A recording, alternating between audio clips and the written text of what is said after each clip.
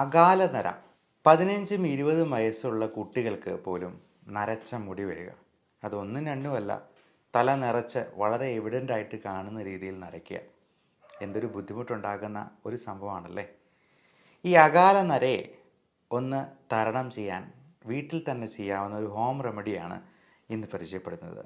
നമസ്കാരം, ഞാൻ doctor Bipin Jose, Pulma medical centre, Pala, Kanjirappally and Sultan Bathery. ഈ അകാലനരയ്ക്ക് പല കാരണങ്ങളുണ്ടാകും. അതെല്ലാം ആദ്യമേ നമ്മൾ റൂൾ ഔട്ട് ചെയ്യേണ്ടതുണ്ട്.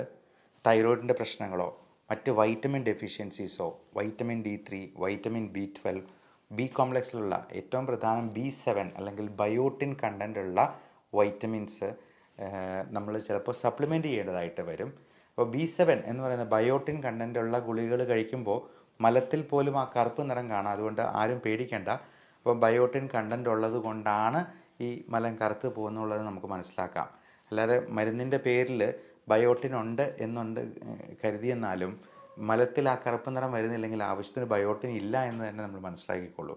ഒന്നെങ്കിൽ ഇത് ചിലപ്പോൾ ചാത്ത മരുന്നുകളായിരിക്കാം, ആവശ്യത്തിന് ക്വാളിറ്റി ഇല്ല എന്ന് നമുക്ക് മനസ്സിലാക്കാം. അപ്പം നമുക്ക് ചെയ്യാവുന്ന ഈ ഹോം റെമഡിയിൽ നമുക്ക് ചേർക്കേണ്ട പ്രധാനപ്പെട്ട ചേരുവകൾ: ഒന്ന് വെർജിൻ കോക്കനട്ട് ഓയിലാണ്, 2 ഉലുവയാണ്. അപ്പോൾ ഈ ഉലുവയിൽ പലതരത്തിലുള്ള സപ്ലിമെൻറ്റ്സ്, നിക്കോട്ടിനിക് ആസിഡ് പോലുള്ള നിയാസിൻ അല്ലെങ്കിൽ നിക്കോട്ടിനിക് ആസിഡ്, ഇതെല്ലാം ബി കോംപ്ലക്സ് വൈറ്റമിൻസിൽ പെടുന്നതാണ്. ലെസിത്തിൻ എന്ന് പറയുന്ന കമ്പോണൻ്റ് ഉണ്ട്. ഇതെല്ലാം മുടിക്ക് നല്ല സ്ട്രെങ്ത് കിട്ടാനും അഴകുണ്ടാകാനും ആ സിൽക്കി നേച്ചർ മെയിൻറ്റെയിൻ ചെയ്യാനും ഒക്കെ സഹായിക്കാം. വെർജിൻ കോക്കനട്ട് ഓയിൽ എന്ന് പറയുന്നത് നല്ലൊരു മോയ്സ്ചറൈസറാണ്.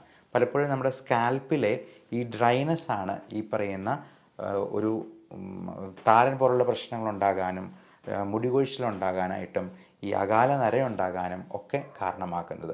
ഈ വെർജിൻ കോക്കനട്ട് ഓയിലിലാണ് നമ്മൾ ഈ ആവശ്യത്തിനുള്ള ചേരുവകൾ ചേർക്കുന്നത്.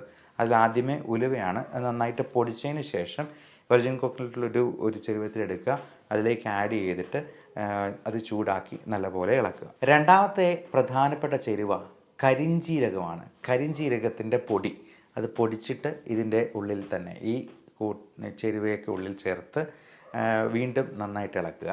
അപ്പോൾ ഇളക്കി കഴിയുമ്പോഴത്തേക്കും അത് കറുത്ത നിറത്തിലൊരു പേസ്റ്റ് പോലെയാകും. അതിനുശേഷം നമ്മൾ അടുത്ത ആഡ് ചെയ്യേണ്ട സംഗതി മൈലാഞ്ചി പൊടിയാണ്. അത് മൈലാഞ്ചിയുടെ ഇല കൊണ്ട് തന്നെ നമുക്ക് വേണേൽ പൊടിച്ചുണ്ടാക്കാം.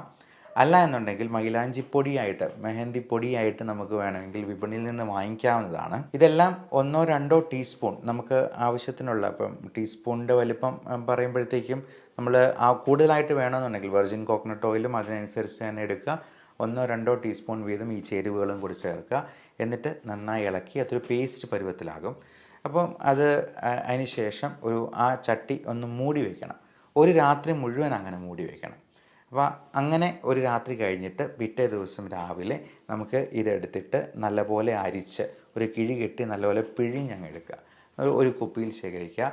എല്ലാ ദിവസവും കുളിക്കുന്നതിന് ഒരു അരമണിക്കൂർ മുമ്പ് തന്നെ നമ്മൾ മുടിയിൽ ഇത് പുരട്ടി വയ്ക്കുക. എന്നിട്ട് അരമണിക്കൂർ കഴിയുമ്പോൾ നമുക്ക് കുളിക്കാവുന്നതാണ്. ഒരു 15 ദിവസത്തേക്ക് ഇത് ചെയ്ത് നോക്കുക. അപ്പോൾ ഒരു 15 ദിവസത്തിന് ശേഷം എങ്ങനെയുണ്ട് റിസൾട്ട് എന്നുള്ളത് നിങ്ങൾ ഈ വീഡിയോയുടെ അടിയിൽ തന്നെ കമൻ്റായിട്ട് രേഖപ്പെടുത്തുക. ഇനി ഇതുകൊണ്ടൊന്നും അത് ശരിയായില്ല എന്നുണ്ടെങ്കിൽ നിങ്ങൾ ഡോക്ടറെ സമീപിക്കാനായിട്ട് മടി കാണിക്കരുത്.